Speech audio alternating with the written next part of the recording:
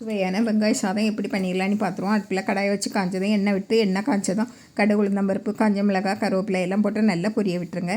நல்லா பொரிஞ்சதும் ஒரு பெரிய வெங்காயத்தை பொடியாக கட் பண்ணி போட்டு அதையும் நல்லா வதக்கி விடுங்க. உப்பு சேர்த்து நல்லா வதக்கி கண்ணாடி பதம் வரணும். கண்ணாடி பதம் வந்ததும் 2 பச்சை மிளகாய் ஒரு ரம்ப இலை, இது ஆப்ஷனல் தான், போட்டு நல்ல பச்சை மிளகாய் உங்கள் காரத்துக்கு தேவையான அளவு பச்சை மிளகாயும் போட்டு நல்லா வதக்கி விட்டுட்டு 6 பல் பூண்டை நல்லா தட்டி போட்டுருங்க. அதையும் நல்லா வதக்கி விட்டுருங்க பச்சை வாசனை போகிறது வரைக்கும். ஒரு 1/4 டீஸ்பூன் மஞ்சள் பொடி, 1/4 டீஸ்பூன் மிளகாய் தூள், 1/2 டீஸ்பூன் சிக்கன் 65 மசாலா, ஜீரகத்தூள் எல்லாம் போட்டு நல்லா வதக்கி பச்சை வாசனை போகிறது வரைக்கும் வதக்கி விட்டுட்டு 1/4 கப்பு தண்ணி விட்டு நல்லா கொதித்து நல்லா இறுகி வந்ததும் நம்ம வடித்து வச்சுருக்கிற சாதத்தை போட்டு கிளறி விட்டுருங்க. நான் 200 கிராம் அரிசியில் தான் சாதம் வடித்து வச்சுருக்கேன். அதை உதிரியாக வடித்து வச்சுக்கிடணும், அப்படின்னா தான் ரொம்ப நல்லாயிருக்கும்.